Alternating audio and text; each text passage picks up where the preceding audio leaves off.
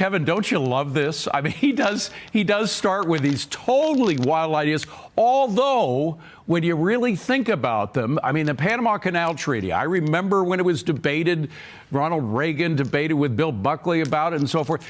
It is a contract. And it is a contract that has been broken literally thousands of times by the government of Panama, and China wants to get its greedy hands on it.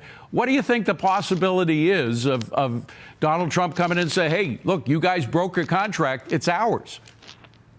Well, I think we know it's 100% probability that's going to happen, but Trump is a transactional guy. He's a negotiator. I think everybody understands that now, there's no doubt. And he picks his fights one at a time. Last week it was Canada, now it's Panama, and wow, we got Greenland on this list too. So, I mean, look, it's a very interesting way to start governing before you're actually the president. You do it by social media, you wake everybody up, they come flying to Mar-a-Lago. It makes sense to me. I don't see any reason why you can't do it. But the China thing in Panama is an issue, because if that was in any way affected and we didn't get access, that's a money saver for shipping in a very big way. So my guess is an envoy goes down there sometime in February and they start squeezing Panamanian heads to get a new deal. By the way, your microphone is crackling a little. Just give it a little tug or something, just on your microphone. There, I think it's there. Better? I think you got it. The difference between Canada and China is monumental. I mean, Trudeau came into the U.S., bowed at the feet of Donald Trump, and folded like a cheap suit. I don't sense the same kind of reaction coming from Xi.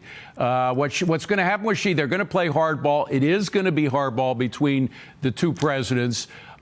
We know that Xi wants to become number one by knocking us down, whether it's legally through more trade or illegally through things like fentanyl and everything. He's been trying to do that for years. We know that's his MO. How do you think Trump is going to respond to that? I mean, I suspect it'll be like we saw in the first term, where he comes in strong with these new tariffs, don't you? China's a different issue completely to Canada or any other country. The only way, you've got to remember, since 1999, since they came into the World Trade Organization, they have broken the rules with every country, including the U.S., every year. I'm an individual who does business there. My businesses have been absolutely screwed. I've said it countless times. They don't play by the rules. There's nothing reciprocal in our relations.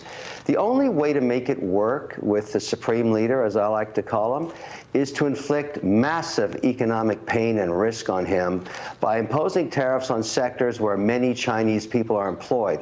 I have nothing against Chinese people. I have a lot against their government.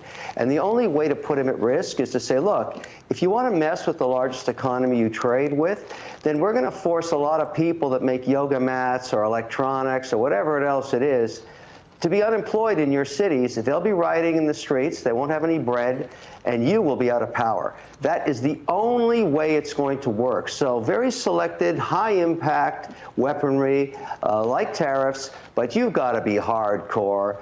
He only understands the stick. That's all he understands. Any weakness at all, he plays off, and he has done so for years. Yeah. So I'm hoping this is the administration that fixes the problem. I have really been hurt by China, and there are millions of other businesses in America that are in the same boat I'm in. Absolutely. By the way, you mentioned the World Trade Organization. They still designate China as a developing nation. What that entitles China to are all these sweetheart loans that we partially pay for through the WTO, adding up to billions of extra dollars for the Chinese. Should Trump try to eliminate that designation of developing nation for China? They're not a developing nation. Exactly. They're in an economic war with us and many European countries.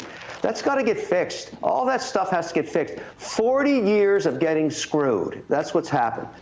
And 40 years, by the way, of getting benefits that they don't deserve. And the Euros have gone right in there. And when there's a Democrat in the White House, they go right along. But I think it's going to be different now. Very quickly, The SEC, as we were just talking about in a previous segment, is going to change dramatically under Donald Trump. Paul Atkins is a big free market guy, unlike his predecessor. So what are you expecting in terms of opportunities that we couldn't see in the United States because the SEC played such a tough cop role that we won't see during the Trump administration? What more opportunities will exist?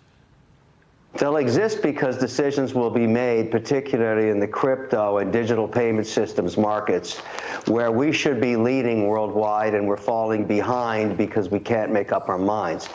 Listen, Gensler had a point of view that everybody understood. He just litigated his way into the courts on it. We need to get some decisions so that firms like mine can be compliant. We want to play by the rules as we do in every other market, the debt, the equity, the options market. Just tell us what the rules are.